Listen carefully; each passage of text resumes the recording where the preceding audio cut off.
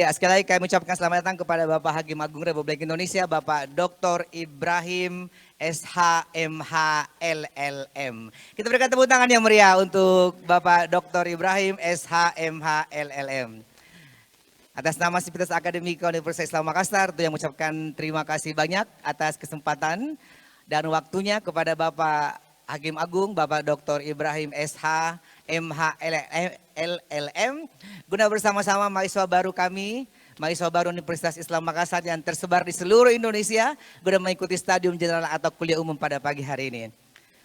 Ya, kepada mahasiswa kami silakan untuk duduk kembali.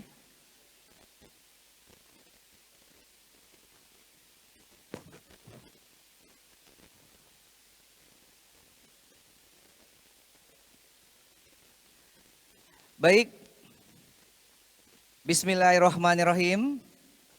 Yang terhormat Bapak Hakim Agung Republik Indonesia, Bapak Dr. Ibrahim SH.MH LLM, yang kami hormati Rektor Universitas Islam Makassar, para wakil rektor, kepala biro, direktur pasca sarjana, para dekan dan wakil dekan, serta seluruh dosen yang saat ini sedang melaksanakan virtual. Dan juga yang berbahagia pada hari ini, seluruh mahasiswa baru Universitas Islam Makassar di seluruh Indonesia. Tepuk tangan dulu. Iya. Baik, alhamdulillahirrahmanirrahim. Wassalatu wassalamu ala asrafil anbiya wal mursalin sayyidina Muhammad wa ala alihi washabihi ajmain amma ba'd. Kuliah umum sesi kedua oleh Hakim Agung Republik Indonesia Bapak Dr. Ibrahim SH.MH LLM segera kita mulai. Mari kita membaca dengan basmalah. Bismillahirrahmanirrahim, dengan menyebut nama Allah yang Maha Pengasih lagi Maha Penyayang. Dan sebagai acara pertama kita akan mendengarkan pengantar dan sambutan dari Rektor Universitas Islam Makassar. Kepada Ibunda Dr. Insinyur Haji Adi Majda M. Zain MSc, kami persilahkan dengan hormat. Bismillahirrahmanirrahim. Assalamualaikum warahmatullahi wabarakatuh. Alhamdulillahi warabbil alamin. Alhamdulillahilladzi fa'alafa baina qulubina fa asbahna bi ni'matihi ikhwana. Asyhadu an la ilaha illallah wa asyhadu anna Muhammadan abduhu wa rasuluh. Allahumma shalli wa sallim wa barik ala sayyidina Muhammadin wa ala alihi wa ashabi ajmain, amma ba'd. Yang kita hormati semua, kita banggakan Bapak Hakim Agung, Bapak Dr. Ibrahim SH.MH LLM yang sudah hadir di tengah-tengah kita semua, seluruh pejabat struktural yang hadir, dan tentunya yang saya cintai, saya banggakan pula anak-anakku sekalian, para mahasiswa baru UIM tahun 2020-2021 yang alhamdulillah hadir mewakili seluruh prodi secara offline langsung di gedung ini, dan juga kepada anak-anakku sekalian yang tentunya hadir di ruang-ruang Zoom yang berasal dari seluruh Indonesia. Tentunya sekali lagi kita alhamdulillah akan mendapatkan kuliah umum atau pencerahan dari Bapak Hakim Agung, salah seorang putra daerah kebanggaan kita, untuk memberikan kuliah umumnya pada hari ini. Terima kasih tentunya kami ucapkan Bapak Hakim Agung atas kesediaannya hadir dan langsung memberikan kuliah umum di tempat auditorium ini. Alhamdulillah, auditorium kebanggaan UIM, dan tentunya di hadapan Bapak dan Ibu sekalian ini Pak Hakim Agung, saya laporkan kami sedang melaksanakan penerimaan mahasiswa baru. Sejak kemarin secara resmi dalam rapat senat terbuka luar biasa, dan tentunya memang menjadi tradisi kami mengundang tokoh-tokoh nasional untuk memberikan kuliah umumnya dan juga memberikan pencerahan kepada mahasiswa baru, bagaimana nanti mereka menjadi generasi-generasi harapan bangsa yang insya Allah akan meneruskan perjuangan para pendahulu untuk membangun bangsa ini. Tidak panjang lebar, tentunya saya sekali lagi terima kasih banyak atas kehadiran langsung Bapak di tempat ini, dan sekali lagi mohon anak-anakku sekalian ya menyimak dengan baik. Tadi sudah Pak Kapolda Pak Kapolda, dan pada hari ini di hadapan kalian ya sudah hadir Bapak Hakim Agung, salah seorang putra daerah kebanggaan kita untuk memberikan kuliah umumnya. Sekali lagi terima kasih banyak Pak atas kehadirannya. Sekian. Wallahu muwaffiq ila aqwamit thoriq. Wassalamualaikum warahmatullahi wabarakatuh. Baik, Bapak Ibu hadirin hadirat serta mahasiswi baru Universitas Islam Makassar. Selanjutnya kita akan segera mengikuti Stadium General kuliah umum oleh Bapak Hakim Agung Republik Indonesia. Dan untuk memandu acara Stadium General kuliah umum ini, kami persilakan kepada Bapak Dr. HM Yunus ID SHMH. Disilakan dengan hormat.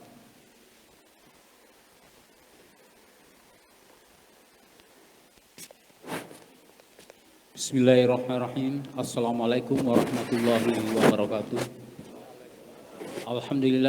Alhamdulillahirabbil alamin. Wassalatu wassalamu ala asrafil anbiya'i mursalin Sayyidina Muhammad wa ala alihi washabihi ajma'in, amma ba'd. Yang saya hormati Bapak dari Mahkamah Agung, Bapak Dr. Ibrahim SH LLM, Ibu Rektor yang saya hormati, para Wakil Rektor dan Sivitas Akademika Universitas Islam Makassar. Baik, pada hari ini kita akan mendengarkan materi dari beliau yang akan disampaikan mengenai etika moral dalam penegakan hukum. Sebelum saya mempersilakan beliau, saya akan memperkenalkan beliau. Beliau ini adalah mantan Ketua Komisi Yudisial Republik Indonesia. Sekarang beliau menjabat sebagai Hakim Agung Republik Indonesia. Beliau ini adalah orang asli Bugis. Jadi beliau ini adalah Bugis Bone. Nah, jadi beliau ini sudah untuk bulan ini sudah 2 kali masuk ke Universitas Islam Makassar. Kemarin di Fakultas Hukum juga beliau memberikan materi mengenai PKPA. Dan untuk mengisikan waktu, saya akan persilakan Bapak Dr. Ibrahim SH MH LLM. Kepada beliau akan persilakan.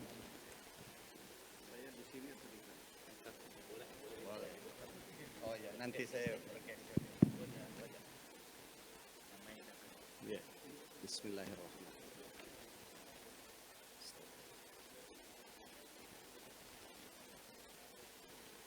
Assalamualaikum warahmatullahi wabarakatuh. Inna hamdalillah nahmaduhu wa nasta'inuhu wa nastaghfiruh wa na'udzu billahi min syururi anfusina may yahdihillahu fala mudilla wa may yudlil fala hadiyalah. Asyhadu an la ilaha illallah wa asyhadu anna Muhammadan abduhu wa rasuluh la nabiyya ba'da. Pertama-tama tentu kita harus bersyukur pada Allah Subhanahu wa taala, Tuhan yang Maha Esa. Oleh karena sekalipun di tengah-tengah mewabahnya satu penyakit virus yang disebut dengan COVID-19, alhamdulillah atas lindungan Allah dan semoga senantiasa kita dalam lindungannya, sehingga kita pada hari ini bisa bersilaturahim, bisa bertemu baik secara fisik, secara langsung maupun offline.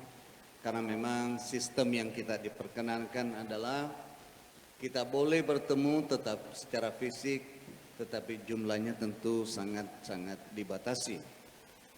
Tentu semua itu adalah dimaksudkan agar kita tetap bisa terjaga dari wabah ini dan penyebaran COVID-19 ini. Kepada anak-anak mahasiswa yang tersambung secara online, saya juga menyampaikan selamat, terutama ini saya dengar menurut Ibu Rektor, ini adalah mahasiswa baru Universitas Islam Makassar. Saya kadang-kadang terbalik, UIN. Asal jangan uing. Saya kira tidak ada uing ya. Jadi UIM Universitas Islam Makassar, UMI Universitas Muslim Indonesia, UIN Universitas Islam Negeri Makassar. Jadi sama-sama di Makassar. Saya kebetulan dosen tetap di Fakultas Hukum Universitas Muslim Indonesia UMI Makassar. Jadi saya dengan Profesor Arvin satu alumni dari Universitas Hasanuddin Fakultas Hukum. Saya hanya seniornya Profesor Arvin sekaligus mertuanya. Jadi Profesor Arvin ini tidak boleh macam-macam di depan saya. Jadi selain karena seniornya, Profesor Arvin juga adalah menantu saya. Jadi dia tidak boleh macam-macam. Dan saya kira memang beliau tidak macam-macam orangnya, insya Allah. Yang kedua, izinkan saya menyampaikan terima kasih banyak atas kesempatan yang baik ini, atas undangan dari yang kita hormati, yang kita banggakan, Ibu Rektor dan segenap sivitas akademik Universitas Islam Makassar. Sehingga ada alasan untuk saya minta izin di kantor. Jadi dalam suasana COVID kita memang dibatasi untuk keluar, tapi saya bilang ke pimpinan Mahkamah Agung bahwa saya dapat permintaan dari Universitas Islam Makassar untuk bersilaturahim, dan di dalam silaturahim ini insya Allah kita akan menyampaikan pesan-pesan kebaikan yang kita bungkus dalam bentuk kuliah umum. Anak-anakku sekalian yang saya hormati, sebelum saya menyampaikan materi yang saya beri judul pentingnya etika moral dalam penegakan hukum, saya minta maaf kepada seluruh mahasiswa baru, anak-anakku sekalian, jika materi yang saya sampaikan ini adalah materi yang berkaitan dengan hukum, karena kebetulan latar belakang saya adalah dari Fakultas Hukum. Tentu saya tidak bisa bicara terlalu banyak mengenai akuntansi, mengenai pertanian, mengenai FISIP dan sebagainya, karena bukan keilmuan saya. Jadi kalau ada orang FISIP yang hebat berbahasa bicara tentang hukum, itu orang hebat itu namanya. Tapi saya sebagai orang hukum tidak pandai di bidang lain, yang saya miliki hanyalah sedikit mengenai pengetahuan di bidang hukum. Dan itulah yang saya insya Allah akan sampaikan di hadapan anak-anakku sekalian dan sivitas akademika. Sebelum saya memulai, tentu saya ingin mengajak kita untuk kembali mengingat akan pentingnya kita menuntut ilmu. Bahwa sebagai seorang Muslim adalah menjadi suatu kewajiban bagi kita untuk menuntut ilmu. Dan bagi mereka yang berniat menuntut ilmu dengan niat yang baik, maka dia sedang dalam proses berjihad. Dan kita bisa bayangkan jika dalam keadaan kita berjihad, lalu kemudian Allah memanggil kita, maka pasti kita akan menjadi syahid, menjadi syuhada. Dan itulah sebenarnya bagi saya pribadi, tujuan dan pencapaian tertinggi bagi seorang Muslim adalah dia akan mati dalam keadaan yang sangat baik sekali. Dan syuhada itu adalah sebab kematian yang paling tinggi yang saya paham. Dan karena itu berbahagialah anak-anakku para seluruh mahasiswa baru yang mendaftar dan kuliah di Universitas Islam Makassar, yang tentunya dan saya meyakini tidak hanya diajarkan tentang ilmu pengetahuan umum, tetapi insya Allah tentu dibarengi dan disertai dengan pengetahuan agama. Dan itulah nilai plus saya kira bagi universitas-universitas Islam yang ada di Indonesia, termasuk Universitas Islam Makassar. Jadi sekali lagi anak-anakku sekalian,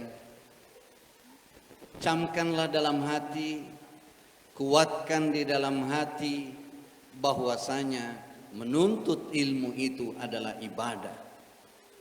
Dan karena itu anak-anakku sekalian, awali seluruh niat Anda yang menuntut ilmu di Universitas Islam Makassar ini dengan niat agar mendapatkan ilmu yang diberkahi oleh Allah Subhanahu wa taala. Karena tidak ada gunanya bagi kita mendapatkan ilmu jika ilmu itu tidak ada manfaatnya, jika ilmu itu tidak ada gunanya. Dan karena itu doa tentunya bagi anak-anakku sekalian adalah memohon pada Allah Subhanahu wa taala agar diberikan ilmu yang manfaat, ilmu yang diberkahinya, ilmu yang menjadi jalan untuk kita menuju suatu kebaikan-kebaikan di dalam melaksanakan suatu kebaikan-kebaikan.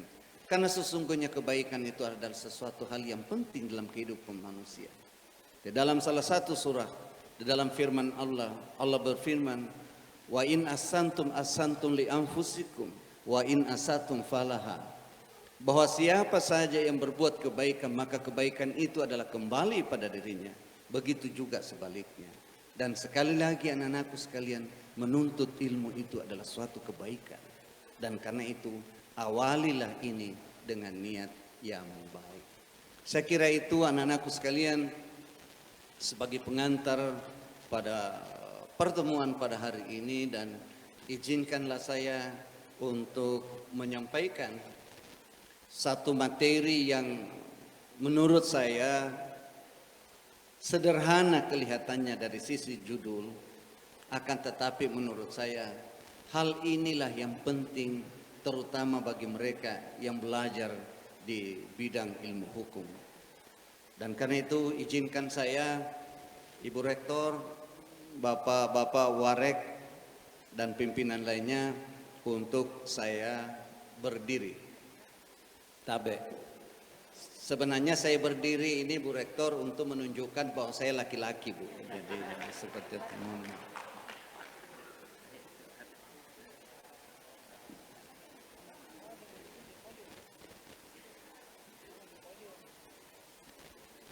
Sebentar saya akan turun, tapi saya kira izin Pak Kiai saya di sini saja.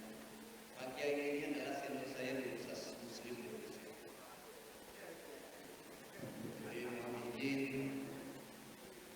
kepada universitas, saya ingin mulai materi saya dengan bicara tentang etika moral dalam kaitannya dengan yang namanya penegakan hukum.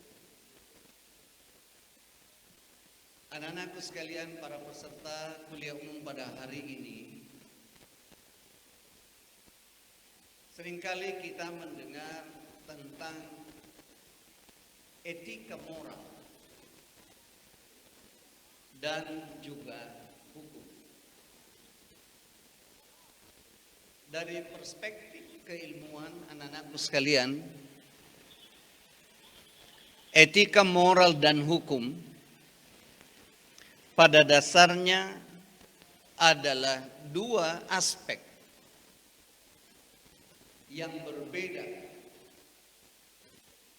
tetapi kedua-duanya tidak bisa dipisahkan. Ethic and law are two separated things but intertwined. Bahwa etika moral dan hukum itu adalah dua hal yang berbeda, tetapi sekali lagi dia tidak dapat dipisahkan. Keduanya adalah supporting each other. Dia saling mendukung, dia saling menguatkan. Dalam penegakan hukum, anak-anakku sekalian yang saya cintai, sebuah adagium menyatakan seperti ini, bahwa profesionalisme, termasuk profesional seorang hukum, tanpa etika maka akan terjadi yang disebut dengan kesewenang-wenangan. Kekuasaan di bidang penegakan hukum yang dimiliki oleh seorang penegak hukum atau law enforcement agencies seperti polisi, jaksa, hakim adalah law enforcement agencies, adalah lembaga penegak hukum yang memiliki kewenangan, yang memiliki kekuasaan. Kekuasaan itu jika digunakan di dalam penegakan hukum tanpa disertai dengan yang namanya etika, maka akan terjadi kemungkinan yang disebut dengan penyalahgunaan kewenangan. Dalam bahasa hukum administrasinya, anak-anakku sekalian, terjadi yang disebut dengan ultra vires. Oleh karena itu, agar penegakan hukum itu tidak menimbulkan kesewenang-wenangan, tidak menimbulkan ketidakadilan bagi pencari keadilan itu, maka dibutuhkan anak-anakku sekalian yang dinamanya etika. Saya ulangi, agar penegakan hukum itu tidak sewenang-wenang digunakan oleh yang memiliki kekuasaan untuk itu, maka perlu disertai dengan yang namanya etika. Kalau begitu, pertanyaan penting anak-anak sekalian adalah, apa sesungguhnya yang kita maksud dengan hukum dan etika itu sendiri? Apa yang kita pahami? Sejauh mana pemahaman kita sebenarnya tentang hukum dan etika itu sendiri? Yang di awal anak-anakku sekalian, saya sudah katakan bahwa hukum dan etika adalah dua hal yang berbeda, tetapi tidak dapat dipisahkan.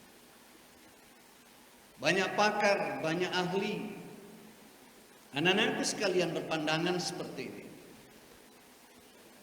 bahwa hukum itu pada dasarnya adalah a set of rules, sekumpulan peraturan-peraturan dan ketentuan-ketentuan yang mengatur hubungan antara individu yang satu dengan individu yang lain. Itu pengertian sederhana, banyak definisi, tapi saya coba buat sederhana saja. Yang kesemuanya itu dimaksudkan agar kehidupan sosial bermasyarakat itu menjadi kehidupan yang teratur, menjadi kehidupan yang tertib, menjadi kehidupan yang stabil. Itu hukum. Sementara dan hukum itu pada dasarnya anak-anakku sekalian, dari kajian hukum positif, dari teori positivisme, yang disebut hukum itulah adalah peraturan perundang-undangan yang dibuat oleh otoritas yang memiliki kewenangan untuk itu.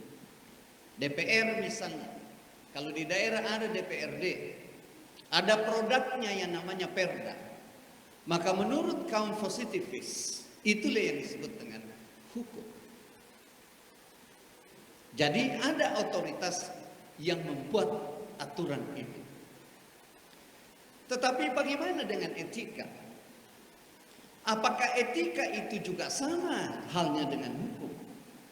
Tentu tidak. Jika hukum itu adalah perangkat aturan, seperangkat aturan yang dibuat oleh otoritas untuk itu, maka etika tidak dibuat oleh suatu otoritas tertentu, tetapi dia bersumber dari nilai-nilai. Dan nilai-nilai itu bisa terjadi atau berasal dari nilai-nilai yang ada di dalam agama. Nilai-nilai yang berasal dari kristalisasi kehidupan masyarakat yang dianggap sebagai sesuatu yang baik. Itu etika. Oleh karena itu ada yang membedakan antara hukum dan etika itu dari sisi sanksi. Jika ada orang yang melanggar hukum, maka dia akan ditimpakan yang namanya sanksi hukum oleh otoritas yang memiliki kekuasaan untuk itu. Tetapi bagi etika tidak ada lembaga khusus yang bisa memaksakan untuk tegaknya sebuah etik. Dan karena itu Profesor Jeremy Bentham, mohon maaf anak-anakku yang non hukum, terpaksa saya harus berbicara dari perspektif keilmuan saya yang sedikit, karena sebagai orang hukum maka tentu saya bicarakan adalah doktrin-doktrin dan teori-teori dalam hukum. Jika saya salah, maka maafkan saya. Maafkan saya jika saya salah di dalam penyampaian ini. Jeremy Bentham, anak-anakku sekalian, mengumpamakan antara dua hal yang berbeda dan tidak bisa dipisahkan ini, dengan mengatakan seperti ini, bahwa hukum itu adalah sesuatu yang bersifat eksternal. Bersifat eksternal. Tetapi sesuatu yang bersifat etik itu adalah sesuatu yang bersifat internal. Di dalam diri manusia. Dia berada di dalam hati manusia, lubuk hati manusia. Dan itu harus memerlukan kesadaran. Karena pentaatan terhadap etik itu tidak tumbuh karena sebuah paksaan dibandingkan dengan hukum. Tetapi dia berasal dari sebuah kesadaran yang mendalam bagi setiap individu.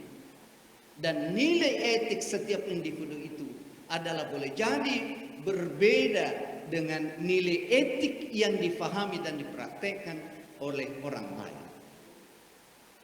Nah, jika hukum anak-anakku sekalian adalah bicara tentang apa yang benar dan yang salah, atau bicara tentang right and wrong, maka etika adalah bicara tentang apa yang layak, apa yang pantas, apa yang adil, dan apa yang sebaiknya. Itu etik. Jadi hukum bicara boleh, tidak boleh, benar, tidak benar. Tetapi etika bicara layak tidak, pantas tidak, patut tidak, adil tidak. Itu dia. Oleh karena itu anak-anakku sekalian yang saya cintai, jika sekiranya ada penegakan hukum yang dilakukan oleh law enforcement agencies. Assalamualaikum. Ini senior saya, lebih senior lagi nih kalau bilang Pak Arfa ini. Saya minta maaf oleh karena saya terlambat melihat Bapak, dan karena itu saya mohon maaf saya terlambat menyapa. Saya tadi di belakang lihat, jadi baik. Jadi anak-anakku sekalian, dalam proses penegakan hukum, kita tidak cukup mengandalkan yang namanya kompetensi yang bersifat hard. Kita tidak cukup mengandalkan kemampuan hukum kita dengan menghafal pasal-pasal, mengetahui teori-teori ilmu hukum, mengetahui doktrin-doktrin ilmu hukum. Itu tidak cukup. Itu tidak cukup. Karena kalau kita melakukan penegakan hukum dengan hanya bersandarkan pada aspek norma, normatif aspeknya, maka Profesor Jimli As-Siddiqi menyebut penegakan hukum yang seperti itu adalah penegakan hukum yang kering. Saya ulangi, penegakan hukum tanpa mempertimbangkan aspek etik, without respecting etik. Profesor Jimli mengatakan bahwa itu menjadi sesuatu yang kering. Ibarat sebuah makanan, jika makanan itu hanyalah nasi dan ikan asin, kalau lapar tentu saja tetap enak. Tetapi dia akan pasti lebih enak lagi manakala disertai dengan yang lain. Ada sayurnya, ada sambal-sambalnya dan sebagainya. Hukum tidak bisa melingkupi seluruh aspek ini. Karena sesungguhnya hukum itu adalah mengatur hal yang bersifat eksternal aspek, external relation, hubungan-hubungan eksternal. Dan karena itu menurut Profesor Jimli As-Siddiqi dibutuhkan yang namanya etika moral. Jadi tidak cukup kita menegakkan hukum itu dengan bersandarkan pada peraturan perundang-undangan, tetapi harus didukung, harus disertai, surrounding by, diikuti, dikuatkan dengan yang namanya etik, anak-anakku sekalian.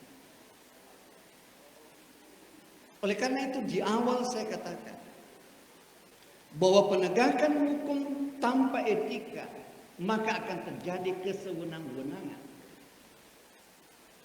Tetapi begitu sebaliknya anak-anakku sekalian, menegakkan hukum itu dengan pendekatan etik saja, maka dia akan terseok-seok. Ibarat truk penuh muatan bergerak di cambak, maka dia akan terseok-seok. Akan susah mencapai tujuan jika orang bergerak dalam penegakan hukum itu dengan hanya semata-mata bersandarkan pada aspek etik. Akan tetapi, meskipun demikian etik itu tidak boleh dilupakan. Dan kalau begitu pertanyaannya adalah, di manakah sesungguhnya etik itu bersemayam?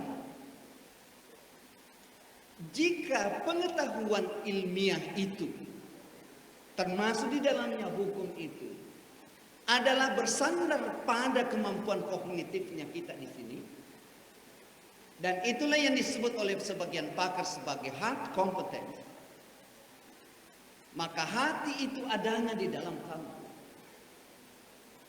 Disitulah dalam salah satu hadis disinggung bahwa perbaikilah segumpal darah yang kecil, segumpal darah yang kecil.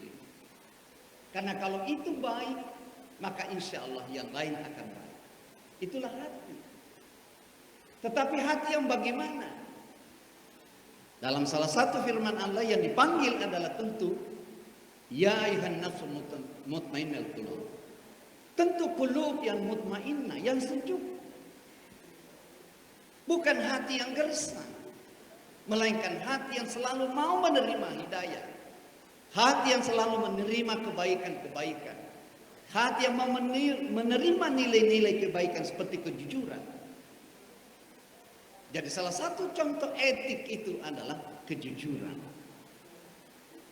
Oleh karena itu, kenapa dalam seringkali terjadi penegakan hukum itu kok? Tanda kutip sering orang bertanya, loh, kok sama-sama sarjana hukum? Polisi ada juga sarjana hukum.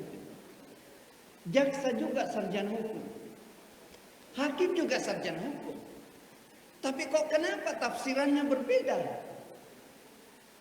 Apa yang membuat dia berbeda? Padahal sama-sama membaca kitab undang-undang, hukum perdata, KUH perdata misalnya, KUH pidana, sama saja. Pasal yang dia baca juga adalah pasal yang sama. Tapi kenapa ketika ada kasus yang masuk ke pengadilan, jaksa mengatakan seperti ini, pengacara mengatakan seperti ini, kesimpulannya adalah hakim mengatakan yang benar adalah ini. Kenapa harus berbeda? Itu pertanyaan buat saya sendiri yang kebetulan ditakdirkan oleh Allah sebagai hakim agung. Saya sering membaca berkas-berkas yang ada, kasasi maupun permohonan PK. Saya berpikir, loh, kenapa kok ini tidak bisa selesai dengan baik? Bukankah fakta-faktanya itu sudah jelas? Ketika fakta itu jelas, maka hukum yang harus diterapkan adalah ini.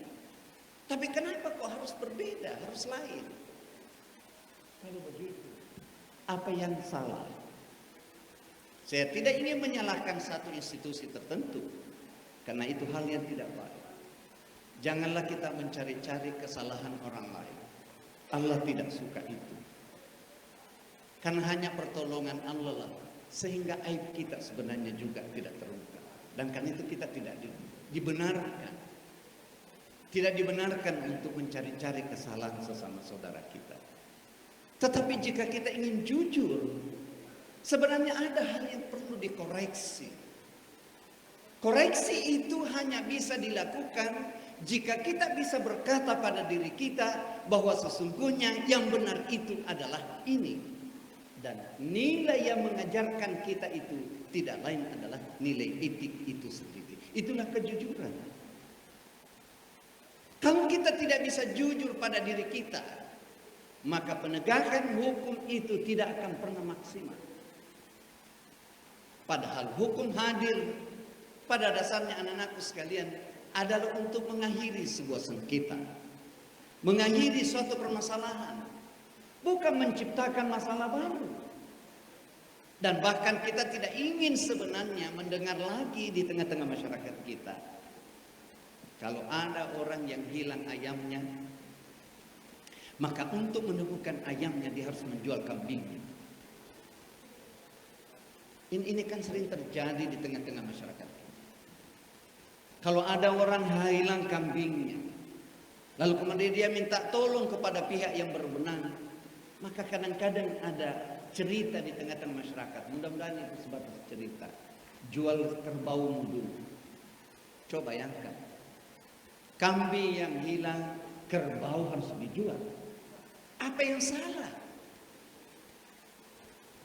Padahal dia yang punya, dia yang berhak untuk itu. Oleh karena itu barangkali anak-anakku sekalian khususnya belajar tentang ilmu hukum, dan mungkin di antara sivitas khususnya tentu dosen-dosen fakultas hukum, tentu ada yang berprofesi selain sebagai dosen, juga ada tentu yang berpraktek sebagai pengacara.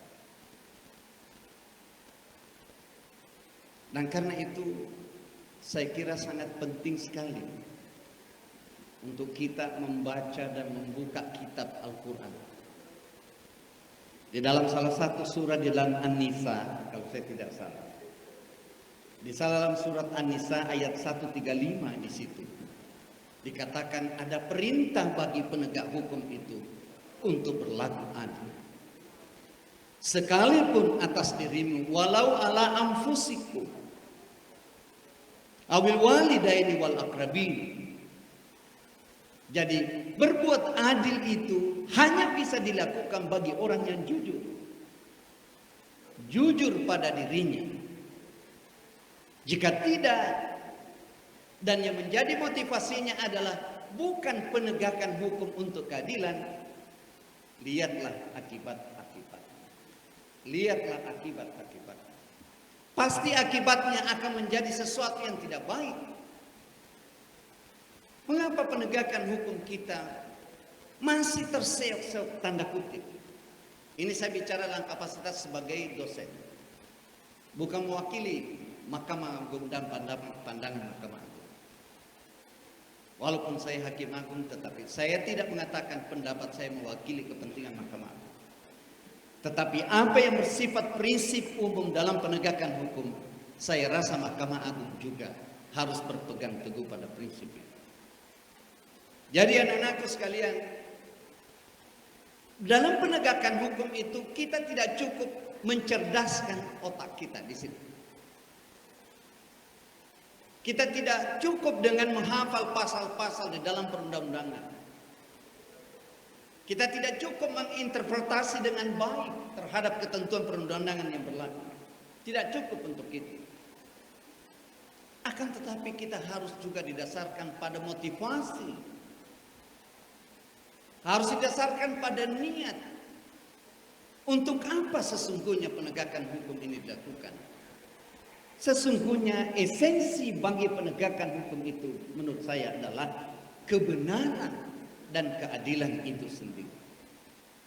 Sehingga bagi seorang yang melakukan penegakan hukum, apakah dia polisi, apakah dia jaksa, apakah dia hakim, maka tidak ada kepentingan pribadinya di situ.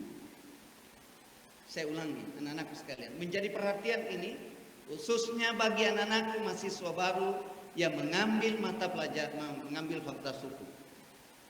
Coba saya ulangi sekali lagi. Bahwa bagi penegak hukum itu tidak ada kepentingan individualnya, tidak ada kepentingan personalitasnya terhadap suatu proses hukum. Tidak ada. Tidak ada personal interest in a certain case. Tidak ada kepentingan pribadi seseorang dalam penegakan hukum. Yang ada adalah apa? Kepentingan penegakan kebenaran dan keadilan. Itu satu-satunya tujuan bagi seorang penegak hukum. No more, tidak ada lagi yang lain. Kenapa banyak persoalan lalu kemudian tidak bisa selesai dengan baik? Karena motivasinya lain. Ini sering saya candakan, tetapi canda yang memiliki implikasi. Kalau yang orang persoalkan misalnya begini, bagaimana seseorang menuntut haknya, menuntut melalui pengadilan misalnya bahwa itulah tanah saya, dan dia bisa buktikan bahwa tanahnya itu adalah benar-benar tanahnya, karena itu adalah misalnya tanah berasal dari orang tuanya. Lalu kemudian orang tuanya meninggal, tentu yang berhak untuk itu adalah ahli warisnya, tentu anaknya. Maka tidak bisa dibuktikan sebaliknya mengenai hal itu, lalu kemudian orang itu tidak bisa dinyatakan sebagai orang yang berhak, berarti pasti ada yang salah di situ. Karena ini bersifat umum, pandangan ini bukan hanya fakultas hukum, tapi ini pandangan seluruh mahasiswa. Karena dalam teori filsafat ilmu, anak-anakku sekalian, kebenaran terhadap sesuatu itu adalah hak, sesuatu yang pasti. Dan tidak mungkin satu kebenaran terhadap satu keadaan itu juga menjadi benar menurut pihak yang lain. Tidak mungkin. Contoh, jika ini saya mengatakan ini adalah hak saya, ini milik saya, taruhlah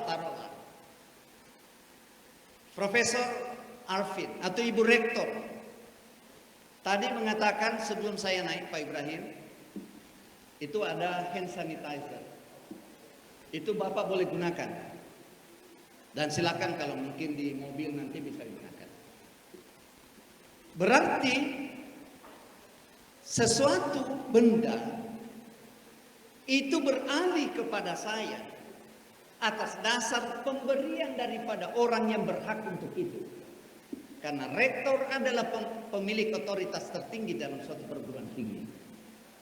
Jika dia yang menyatakan, memutuskan, Saudara Ibrahim itu ada hand sanitizer, kain ini musim COVID, maka silakan dicuci di ini tangannya, maka saya gunakan. Kalau begitu saya gunakan dulu Bu Rektor ya. Nah, ini sebenarnya strategi pengajar. Kalau bahannya sudah hampir habis dan waktunya masih banyak, maka dia gunakanlah cara-cara lain. Saya belum lama jadi dosen, tetapi saya start mengajar di UMI tahun 86. Jadi belum lama, saya kira belum lama. Karena masih ada senior saya 2 di depan. Jadi memang taktik mengajar itu juga harus ada. Jangan melulu misalnya harus serius dan sebagainya. Tidak. Kita tetap sekali-kali harus punya sifat humor. Karena menurut para medis, orang-orang yang selalu tersenyum itu, selain itu ibadah, senyum terhadap sesama, juga itu meningkatkan imunitas. Jadi anak-anakku boleh tersenyum, walaupun kita tidak bisa melihat senyumnya, karena pakai masker. Baik, anak-anakku sekalian, saya akan kembali. Jadi, tentang contoh yang saya kemukakan tadi itu, hanya bisa ditemukan solusi yang baik jika semua orang jujur. Saya ulangi dengan contoh ini, untuk menekankan pentingnya nilai etik, yaitu kejujuran dalam penegakan hukum. Saya katakan tadi dengan contoh, Ini hand sanitizer oleh Ibu Rektor dan disaksikan oleh Profesor Arvin dan Pak Dekan. Ini hanya contoh. Menyampaikan kepada saya, Pak Ibrahim, itu ada hand sanitizer, silakan digunakan. Cuma memang ada yang belum jelas. Tadi itu digunakan sebatas saya berada di ruangan ini atau saya boleh bawa pulang. Ini coba kedengaran sederhana anak-anakku sekalian, tapi ini penting. Maka ketika saya bawa pulang, maka memang ada dua persoalan. Saya berhak pulang atau saya berhak bawa pulang atau saya hanya berhak menggunakan di sini. Ibu Rektor mengatakan, contoh kalimat saya tadi. Ibu Rektor mengatakan, Pak Ibrahim, itu ada hand sanitizer, silakan digunakan. Silakan digunakan. Berarti saya berhak menggunakan. Pertanyaannya, kalau saya bawa pulang ini barang, pertanyaannya, apakah saya berhak untuk membawa pulang?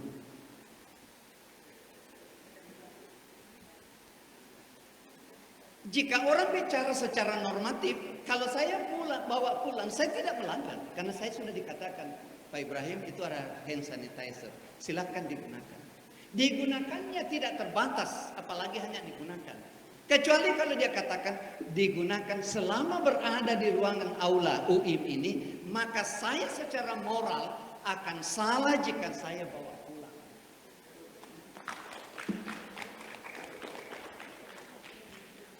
Honesty, dear my student, anak-anakku para mahasiswa baru adalah sesuatu yang penting dalam kehidupan ini. Kewibawaan dan kemuliaan seseorang akan terlihat dan akan terpancar dalam kehidupan sehari-harinya jika orang itu memiliki kejujuran. Meskipun saya tahu anak-anakku sekalian dan kita semua yang hadir di tempat ini, kejujuran itu adalah sangat-sangat sulit sekali. Karena siapa yang memiliki sifat jujur, sidik, kebenaran, maka itu adalah ciri-ciri penghuni surga. Dan karena itu memang agak sulit. Saya termasuk sulit jujur pada istri saya kadang-kadang. Mohon maaf Ibu Rektor, laki-laki kadang-kadang memang begitu. Saya tidak ingin mengajarkan kita teknik bagaimana berkata tidak jujur, tetapi seolah-olah jujur.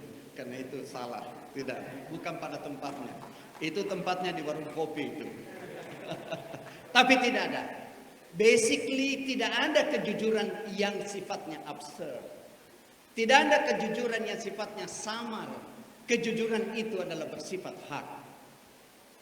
Contoh yang saya kemukakan tadi inilah bentuk penerapan kejujuran itu. Ketika saya keluar ditahan oleh security di sana karena bunyi alarmnya misalnya, maka saya akan menjadi pertanyaan, menjadi masalah bagi saya. Bagaimana saya mempertanggungjawabkan? Dan hal yang paling penting anak-anakku sekalian, bahwa jujur itu adalah perintah Allah. Dan semua itu akan dimintai pertanggungjawaban. Dan karena itu nilai-nilai etik selain kejujuran menurut saya yang penting bagi seorang penegak hukum itu adalah bagaimana unsur penegak hukum itu selalu menyadari bahwa dia sedang dalam pengawasan CCTV yang tidak pernah mati.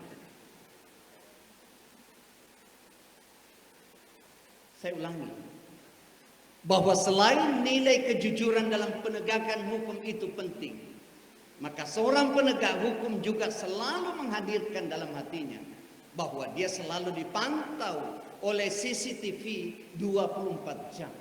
Tidak pernah mati. Dan tidak bisa dibohongi.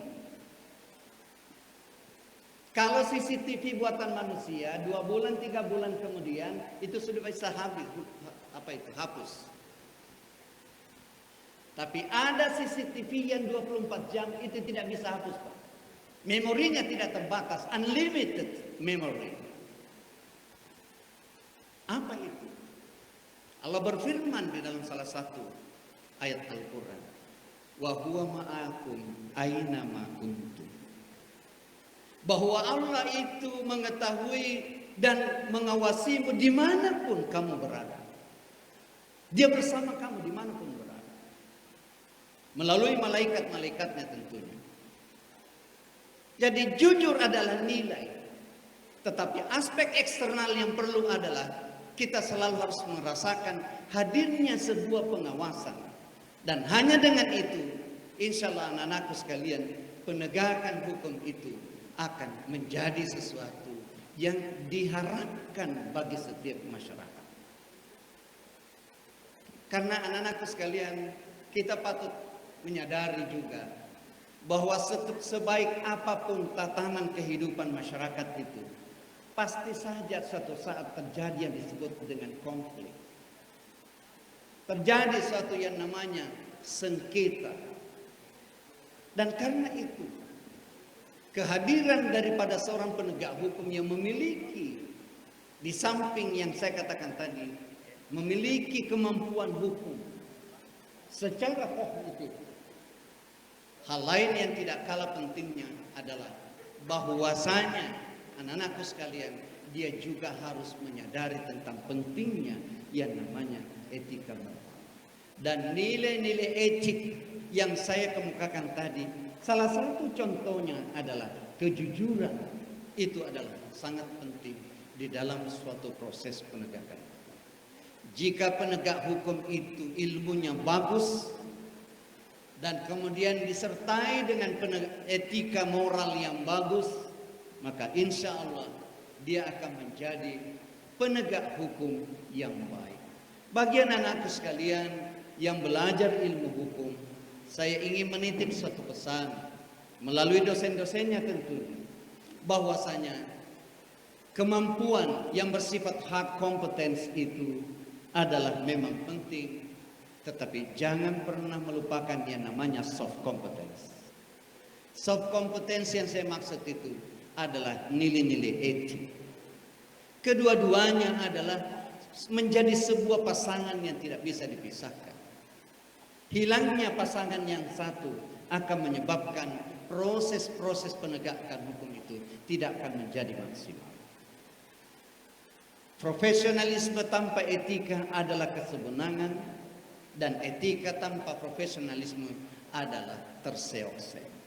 Dan karena itu anak-anak sekalian, saya tidak perlu berpanjang lebar, karena kalau anak-anakku menghayati apa yang saya sampaikan hari ini mengenai dua hal yang saya kemukakan tadi, insya Allah penegakan hukum di Indonesia tentu akan menjadi lebih baik ke depan. Sebelum saya menutup, saya ingin menyampaikan pesan-pesan kepada anak-anak sekalian mengenai tiga hal. Yang pertama, kembali lagi saya ingatkan, niatkan yang baik. Niatkan yang baik bahwa anak-anakku masuk di Universitas Islam Makassar adalah untuk melaksanakan salah satu perintah Allah, yaitu menuntut ilmu. Itu satu. Oleh karena menuntut ilmu itu ibadah, maka kita tidak boleh bermain-main dalam proses-proses pembelajaran itu sendiri. Anak-anakku sekalian harus jujur kepada orang tuanya. Jangan salah menyalahgunakan amanah orang tua. Coba bayangkan anak-anakku sekalian dari daerah, seperti saya juga dari daerah. Bapak dan ibu pagi-pagi setelah salat subuh, dia sudah turun ke ladang, ke sawah. Kadang-kadang dia belum sarapan. Tujuannya apa? Untuk mengumpulkan rupiah demi rupiah untuk kemudian membayarkan SPP anak-anakku di Universitas Islam Makassar misalnya. Bisa dibayangkan jika anak-anakku tidak datang ke tempat kuliah pada saat yang ditentukan atau jadwal yang ditentukan oleh dosennya, betapa anak-anakku sudah melanggar amanah orang tua. Jangan sampai ada anak-anakku dari Universitas Islam Makassar ini yang mengkhianati amanah orang tuanya. Karena tidak ada keberhasilan seseorang manakala dia mengkhianati orang tuanya. Ridho Allah sangat tergantung pada ridho kedua orang tuanya. Lalu bagaimana Allah memberikan keridhaan itu jika ibu sendiri tidak ridho? Dan bagaimana ibu bisa ridho kalau kita tidak amanah? Dan karena itu anak-anakku sekalian, mari seluruh anak-anakku sekalian, mahasiswa baru khususnya, agar betul-betul menyadari bahwa saya diizinkan oleh orang tua kuliah di Universitas Islam Makassar, tujuannya adalah menuntut ilmu, karena menuntut ilmu itu adalah ibadah. Ingat, menuntut ilmu itu adalah ibadah. Dan paling penting ilmu yang kita pelajari itu harusnya adalah ilmu yang dapat digunakan, yang bernilai kebaikan. Yang kedua, anak-anakku sekalian, dalam proses belajar mengajar ini, Anda berinteraksi dengan temannya, anak-anakku berinteraksi dengan para dosennya. Oleh karena itu, selain anak-anakku harus taat dan patuh pada apa yang menjadi amanah daripada orang tua, maka bapak dan ibu gurumu, dosenmu, itu juga adalah orang tuamu di kampus.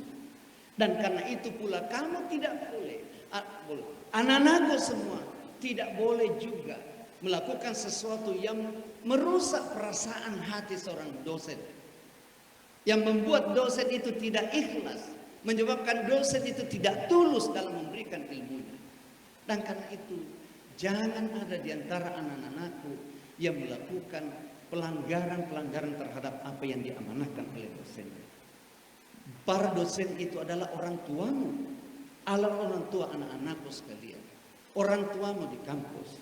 Dan karena itu selain orang tua kandung, ada orang tua dalam bidang pendidikan. Hormatilah beliau, hargailah beliau, beretikalah.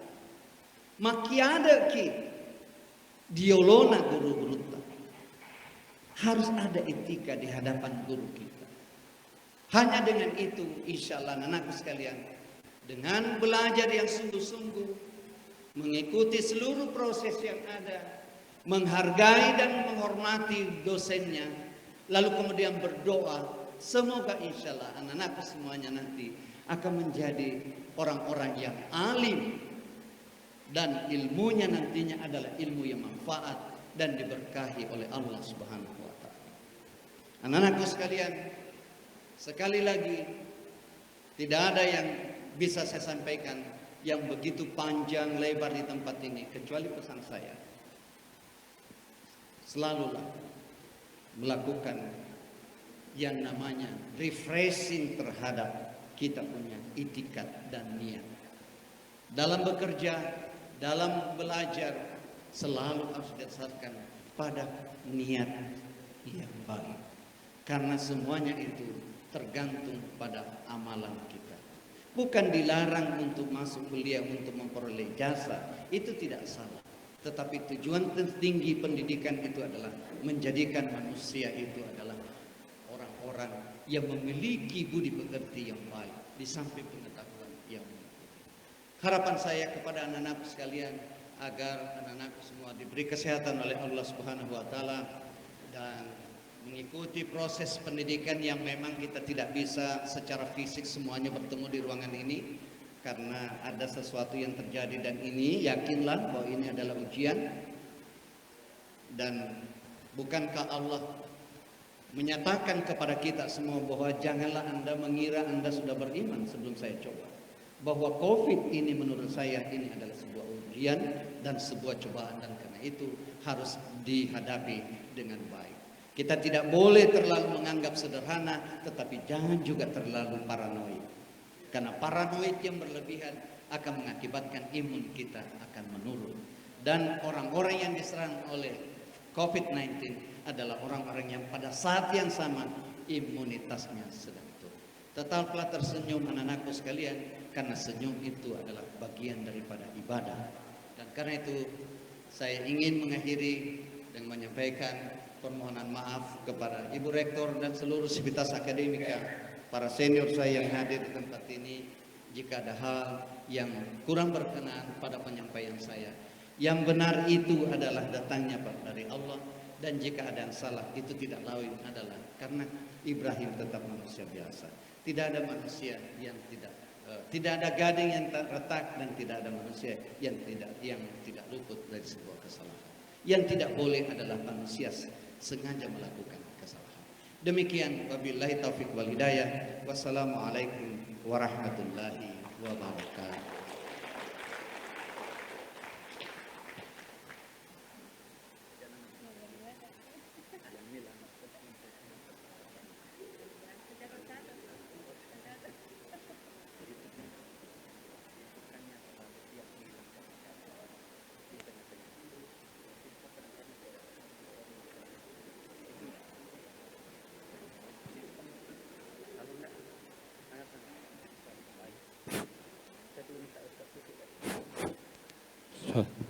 Ya, demikian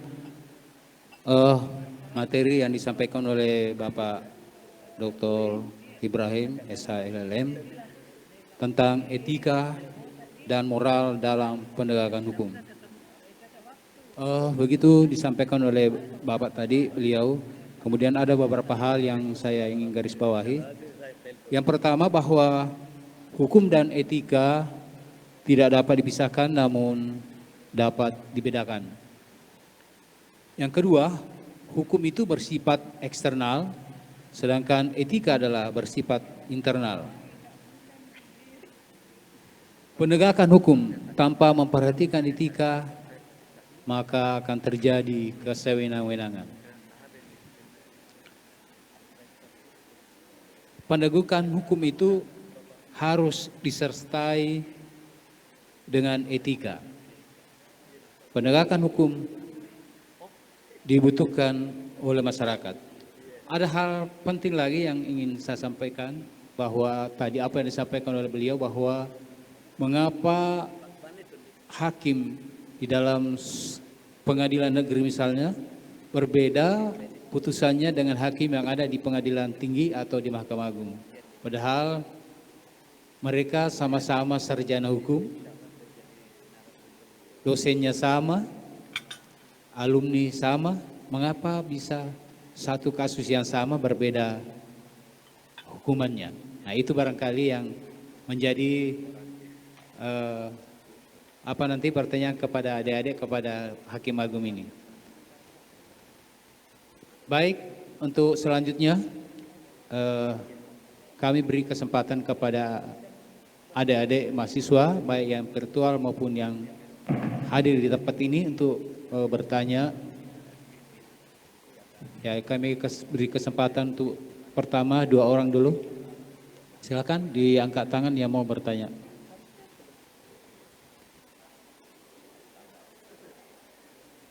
Ada yang ingin bertanya?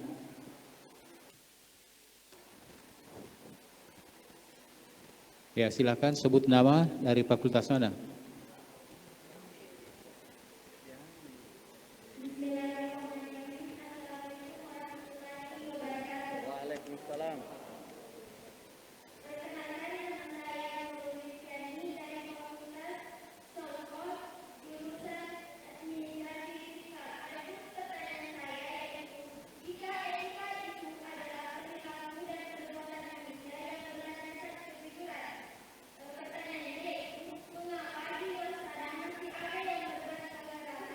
sebab dan tidak berkata jujur.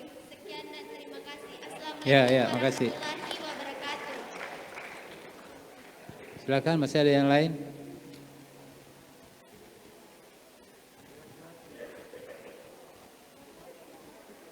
Yang online ada?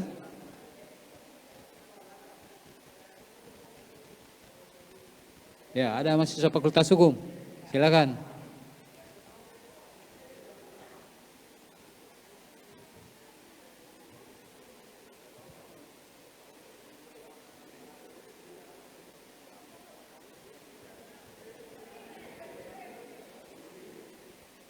Ada ya, silakan. Assalamualaikum warahmatullahi wabarakatuh. Assalamualaikum warahmatullahi. Saya Nur Aziza dari Fakultas Pertanian, Program Studi Agribisnis. Saya akan bertanya kepada Dr. Ibrahim, sarjana hukum, master hukum LLM.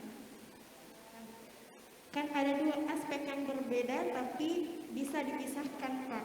Bisa dipisahkan. Aspek yang pertama adalah etika moral, saling mendukung, dan yang kedua hukum yang saling menegakkan. Tanpa etika akan terjadi sewenang-wenangan. Lembaga penegak hukum yang memiliki job kekuasaan.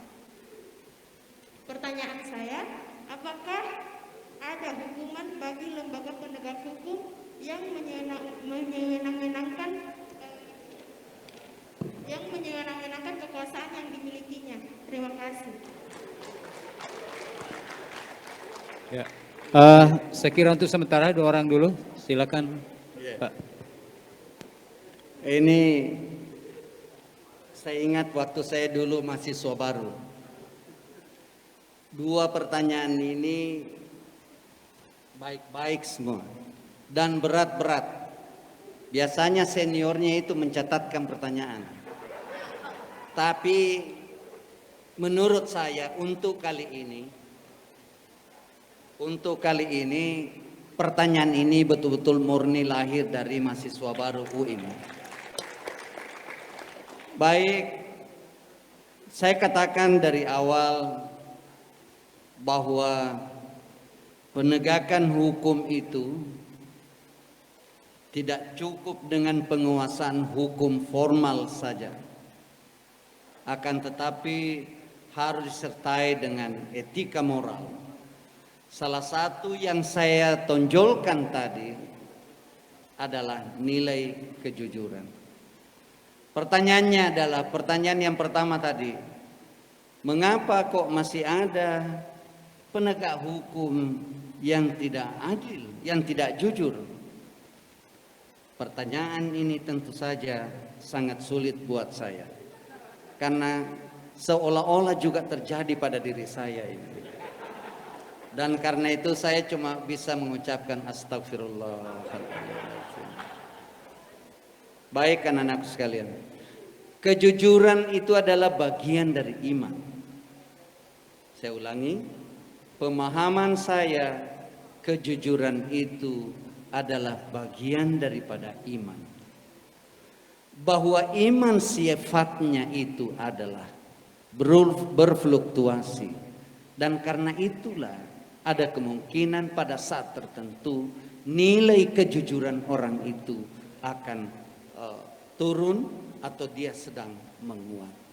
Tetapi bukan karena itu alasannya lantas orang mengatakan, ya tidak apa-apa dong saya tidak jujur. Karena toh memang iman itu adalah turun naik dan sebagainya. Bukan itu. Karena ketika nilai-nilai kebenaran dan kejujuran itu tidak menjadi sandaran, tidak menjadi pedoman utama di dalam proses penegakan hukum itu sendiri, maka saya khawatir hukum tidak bisa memberikan keadilan yang sesungguhnya. Tidak berarti bahwa undang-undang hukum nasional, peraturan perundang-undangan dan hukum nasional yang ada, di dalamnya tidak ada nilai keadilan. Saya tidak mengatakan seperti itu. Tetapi seringkali anak-anakku sekalian, peraturan perundangan yang dibuat tidak bisa menjangkau jauh ke depan, terutama terhadap satu situasi konkret tertentu. Dan karena pada saat situasi konkret tertentu itu luput dari pengaturan hukum itu, maka disitulah dibutuhkan hadirnya upaya maksimal, upaya optimal dari seorang penegak hukum untuk melakukan itu. Dan ketika hukum tidak bisa menjawab, maka nilai-nilai etik harus hadir dan tampil sebagai suatu solusi, yaitu untuk memberikan kebenaran dan keadilan. Di situ persoalannya. Yang kedua tadi, pertanyaan dari Fakultas Pertanian. Nah ini memang agak susah ini. Orang hukum dalam situasi formal itu kadang-kadang tidak mau berdebat. Tapi kalau sudah di luar, masing-masing sudah berpandangan ini dan itu. Harusnya dong anak Fakultas Hukum. Saya tunggu nanti ada Fakultas Hukum kalau ada yang bertanya. Yang tadi apa tadi? Yang kedua nak, saya mohon maaf. Saya sudah tua jadi agak saya lupa ini.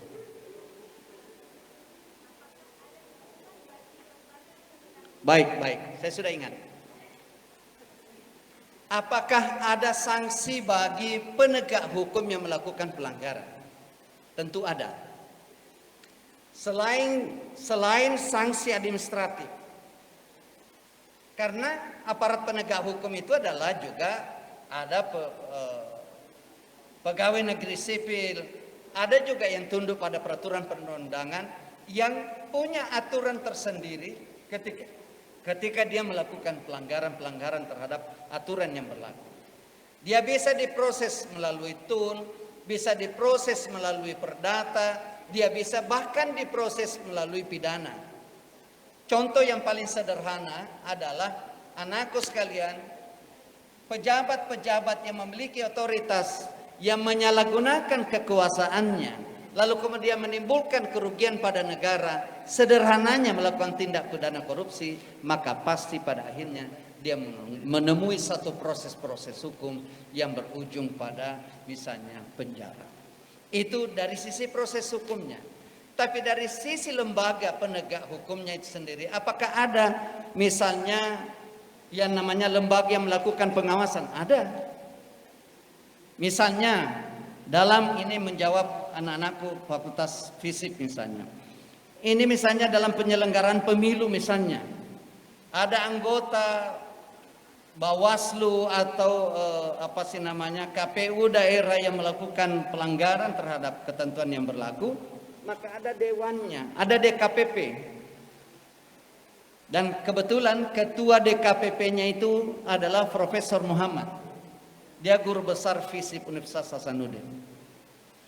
Kalau ada hakim yang melakukan pelanggaran etik misalnya, maka ada komisi dan lembaga tinggi negara yang melakukan pengawasan untuk itu, yaitu Komisi Yudisial. Kebetulan dulu Komisi Yudisial, saya dulu anggota Komisi Yudisial. Jadi saya ini agak repot memang ini Pak Arfa ini. Repotnya begini, dulu saya mengawasi hakim, sekarang saya diawasi. Ini berat ini. Kalau saya macam-macam sekarang, orang bilang, loh dulu kan Anda Komisi Yudisial, tahu tentang aturan itu. Kenapa Anda melakukan itu? Jadi ada lembaga, jaksa, ada namanya Komisi Kejaksaan. Kalau polisi ada namanya Kompolnas. Jadi ada lembaga-lembaga yang mengawasi semua itu. Tetapi anak-anakku sekalian, pengawasan yang dilakukan oleh manusia masih menyisakan yang namanya kelemahan-kelemahan. Terutama kalau pengawasan itu dilakukan oleh sesamanya. Dilakukan oleh sesamanya, pasti ada yang namanya rasa tenggang rasa gitu. Apalagi dulu sama-sama misalnya, taruhlah ini contoh, ada anak-anakku nanti insya Allah nanti sarjana hukum, lalu kemudian satu menjadi anggota Komisi Yudisial, satunya menjadi hakim, tetapi waktu kuliah dulu satu kos. Lalu kemudian temannya ini melakukan kesalahan atau pelanggaran. Pertanyaannya, seberapa jujur kita bisa melakukan penegakan hukum itu? Dengan mengingat loh, dulu kan kalau beras saya dari Pindrang terlambat, dia yang ngasih saya berasnya sedikit. Pasti ada perasaan yang tidak enak. Tetapi tadi kalimatnya kan, bahwa kebenaran dan keadilan itu tidak bersaudara. Yang ada adalah bagaimana benar itu harus benar, bagaimana salah itu adalah salah, tanpa harus dicarikan pembenaran dan sebagainya. Jadi bagi penegak hukum ada, karena dia juga bukan seseorang yang memiliki imunitas. Jangan dianggap bahwa dia polisi, dia jaksa, dia hakim, maka dia boleh bebas melakukan kesalahan. Tidak boleh. Justru harusnya penegak hukum yang melakukan kesalahan menurut ketentuan yang berlaku, dia kalau dihukum harus diperberat. Karena kenapa? Dia dianggap mengetahui, lalu dia melakukan pelanggaran. Nah seperti itu anak-anakku sekalian yang saya hormati. Terima kasih. Ya, makasih. Masih ada pertanyaan Pak dari online tadi secara tertulis. Kalau saya tidak salah begini. Demi keadilan, orang kecil yang mencuri hukumannya berat, sedangkan koruptor biasanya hukumannya rendah. Ya, saya kira itu intinya, Pak. Baik.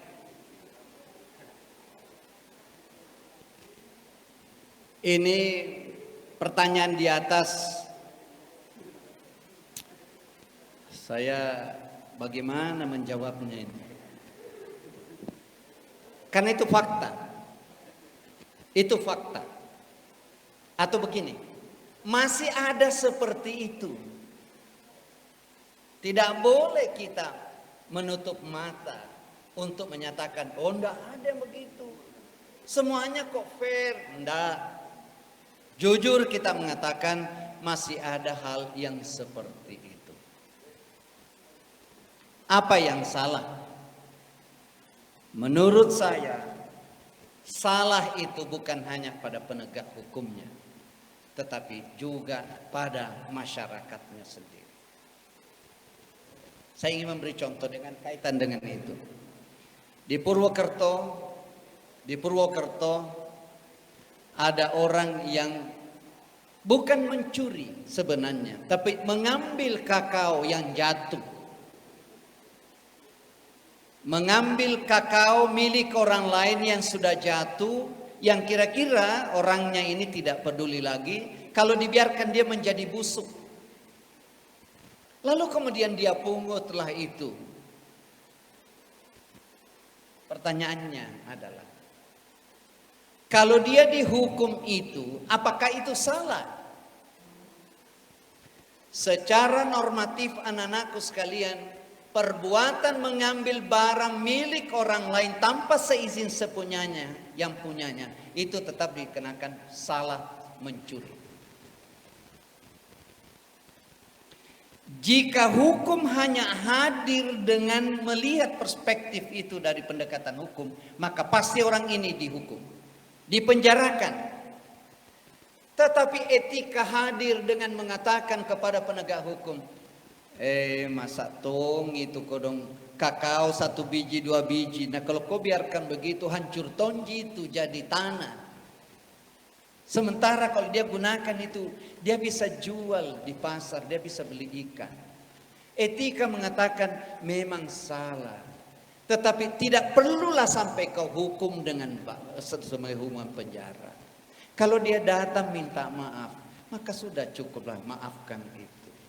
Kecuali jika orang itu menjadi tabiatnya, memang menjadi tabiatnya dan selalu menjadikan alasan, kan cedek mu wala kasih itu namanya tidak banyak jitena janajai kualle, itu tidak boleh menjadi pembenaran. Jadi disitulah etik hadir. Kalau normatifnya kau ambil barangnya orang lain tidak tanpa izinnya, kau miliki pasal 362 pasal pencurian. Tapi etika mengatakan, oh jangan nih kasihan dihukum. Masa orang tua renta begitu? Nah bukan tonji profesinya itu sebagai hak. Sudahlah. Tapi harus dinyatakan bersalah.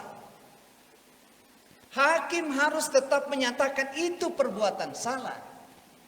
Bahkan hakim salah kalau mengatakan itu bukan perbuatan salah. Itu salah, hakimnya salah.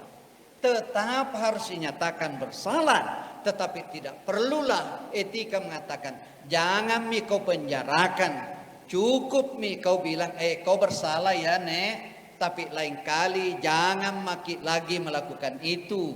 Karena itu dosa. Nah, seperti itu. Bahwa prakteknya ada yang demikian, ini tidak juga lepas daripada perilaku masyarakat kita. Masyarakat kita itu terlalu bersifat duniawi kadang-kadang. Bukankah dia pada saat dia mengikhlaskan apa yang diambil orang itu akan bernilai kebaikan bagi dirinya? Kenapa toh harus dituntut lagi yang 2 biji itu? Yang bahkan kalau dibiarkan dia akan menjadi rusak. Tetapi pada sisi lain masyarakat juga tidak boleh dengan alasan itu lalu mengatakan, dek to nama agak kapang. Tidak boleh seperti itu. Karena semua yang kita peroleh tanpa izin dan tanpa hak, semua itu menjadi sesuatu yang haram dan tentu sesuatu yang tidak dibenarkan oleh agama. Saya kira kita semua di sini, terutama beliau senior saya Pak Arfa dan Pak Ustaz, itu juga paham betul sebuah kisah. Saya tutup ini. Ada sebuah kisah yang menceritakan tentang seorang yang menemukan apel atau buah apa di sungai, lalu kemudian dia ambil, lalu kemudian dia makan. Setelah itu dia sadar, oh ternyata ini bukan milik saya tidak berhak untuk ini, saya tidak menanam buah ini, kenapa saya ambil? Akhirnya karena dia takut pada Allah, lalu kemudian dia cari pemiliknya, siapa pemiliknya. Kalau saya ceritakan nanti sampai sore, dan karena saya singkat, akhirnya bertemulah itu orang terhadap pemiliknya. Lalu kemudian dia minta maaf, Pak, saya minta maaf, tolong halalkan buah yang saya terlanjur sudah makan itu. Kalau tidak saya akan masuk neraka, karena saya memasukkan sesuatu yang haram dalam tubuh saya. Singkat ceritanya, orang itu mengatakan, boleh saya maafkan, tapi syaratnya satu, kau harus kawini anak saya. Bercampur harulah ini orang yang datang. Wah, enak juga ini. Saya datang minta maaf, sudah makan buahnya, mau dikasih nikah lagi saya dengan anaknya. Tetapi anak saya itu memiliki 3 cacat. Baru dia kaget, mati maki ini. Saya sudah gembira mau dikasih nikah, tapi ada 3 kondisi anak saya ini. Apa kondisinya Bapak? 1, anak saya buta. Anak saya lumpuh. Yang 1 saya lupa. Tuli, baik. Buta mati. Dia tompi, lumpuh, buta mi, tuli mi, seket mi. Dia nagagah harapan. Kalau orang Mandar bilang Anda yang harapan, saya mau harapan. Jadi karena dia merasa bahwa selamat di akhirat itu jauh lebih penting buat saya terima.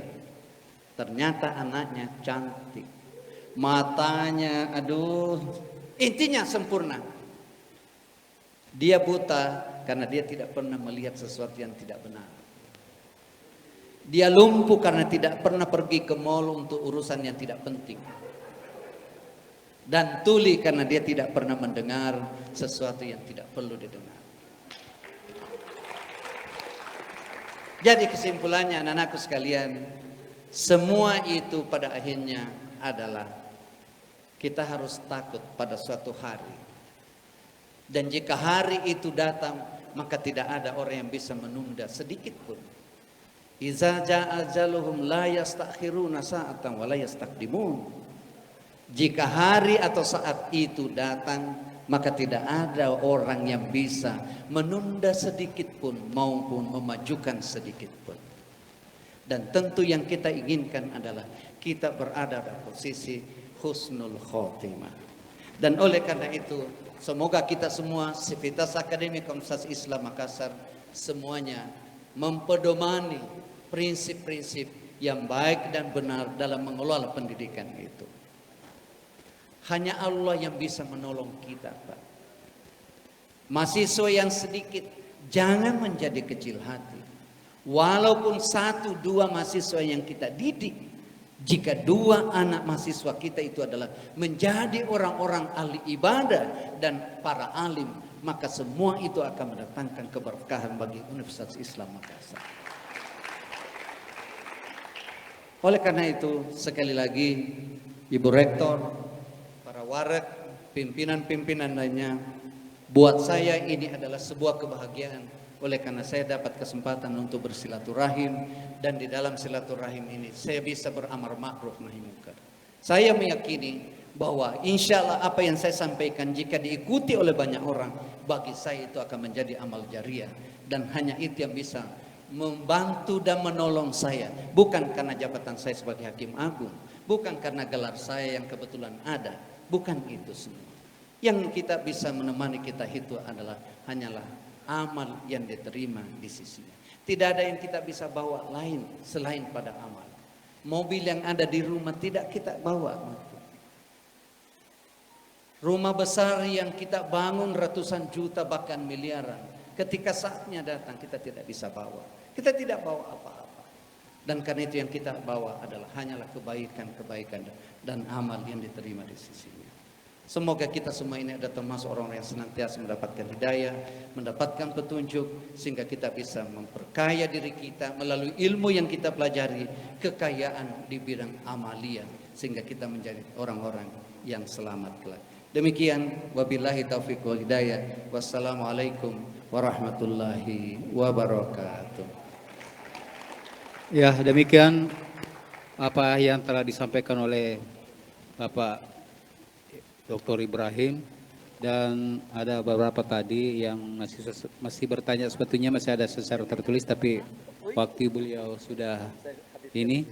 Oleh karena itu saya sebagai moderator mengucapkan banyak terima kasih kepada beliau dalam hal menyampaikan materinya. Akhirnya saya kembalikan ke MC.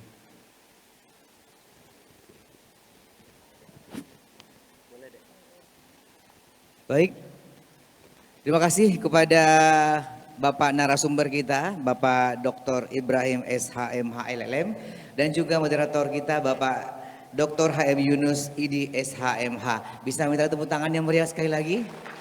Terima kasih. Dari rumah juga kita lihat tepuk tangan. Terima kasih banyak yang dari rumah, dari markasnya masing-masing. Baik, Bapak Ibu hadirin hadirat serta mahasiswa. Mas, sebelum ditutup. Saya tidak mengatakan ini tradisi salah, tapi boleh dipertimbangkan. Saya lihat ini kita kan Universitas Islam. Boleh enggak sedikit mengalami perubahan? Jika ada pernyataan respect, penghargaan dan penghormatan terhadap tamu kita, kita terbiasa dan mengucapkan dengan bertepuk tangan. Apakah tidak sebaiknya kita mengikuti tradisi syiar kita dengan membaca Alhamdulillahirabbil alamin? Saya kira itu jauh lebih penting. Ada ibadahnya itu. Baik, terima kasih. Kalau begitu mari kita bersama-sama mengucapkan hamdalah. Alhamdulillahirabbil alamin. Terima kasih banyak. Iya. Sebuah ilmu buat saya juga sebagai seorang MC. Ya. Berarti nanti tepuk tangan dan juga alhamdulillah ya harus ada ya. Iya. Memadukan. Sebagai semangat katanya Pak Dr. Ibrahim. Baik. Dan selanjutnya kita akan mengikuti acara penyerahan cendramata dari Bapak Dr. Ibrahim SHM HLLM kepada Universitas Islam Makassar, dan juga penyerahan cendramata plakat dari Universitas Islam Makassar kepada Bapak Dr. Ibrahim SHM HLLM. Kami silakan dengan hormat. Ya, baik. Bapak Dr. Ibrahim SHM HLLM akan menyerahkan 2 buku.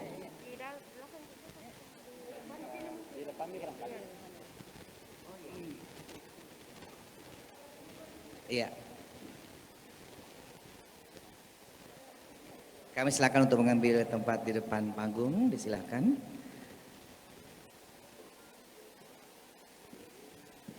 Didampingi oleh Ketua Panitia dan juga moderator kita, Dekan Fakultas Hukum Universitas Islam Makassar.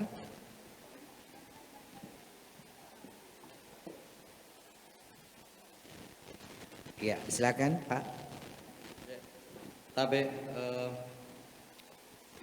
karena salah satu bentuk dukungan moral saya kepada Universitas Islam Makassar, khususnya Fakultas Hukum, karena ini textbook mengenai hukum. Jadi kemarin juga ada satu tentang Philosophy of Law and Legal Theory, mungkin sudah diserahkan, dan hari ini saya menyerahkan lagi 2 buku melalui Ibu Rektor. Saya kira ini buku sangat penting sekali, dan saya tidak memastikan, tetapi barangkali dosen di Fakultas Hukum belum punya yang ini. Ini Comparative Company Law, ini buku bagus. Ini satu.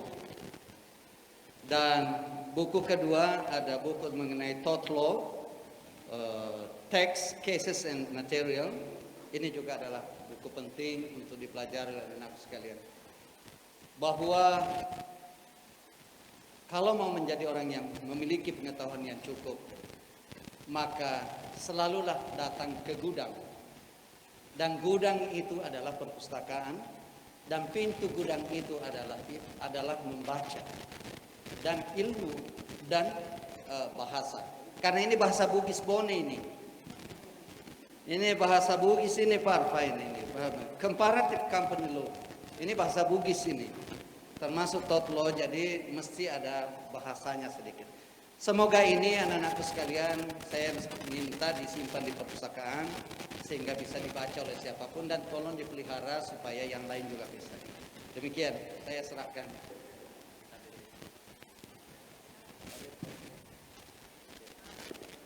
Ya, mari kita berikan tepuk tangan dan ucapkan alhamdulillah ya untuk penyerahan 2 buah buku dari Bapak Dr. Ibrahim SH, MHLM kepada Universitas Makassar. Dan selanjutnya dari Universitas Islam Makassar juga akan menyerahkan cenderamata berupa plakat dan Al-Quranul Karim cetakan Universitas Makassar. Ya, selanjutnya dan juga masker juga berlogo Universitas Islam Makassar. Ya.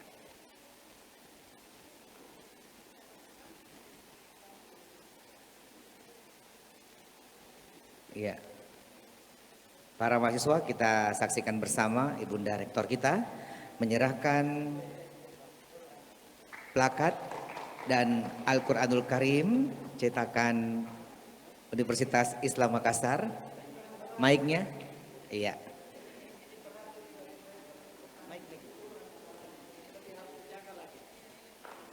Ini benar-benar penting sekali ini. Tradisi menyerahkan ini ke Quran ini menurut saya adalah baik sekali.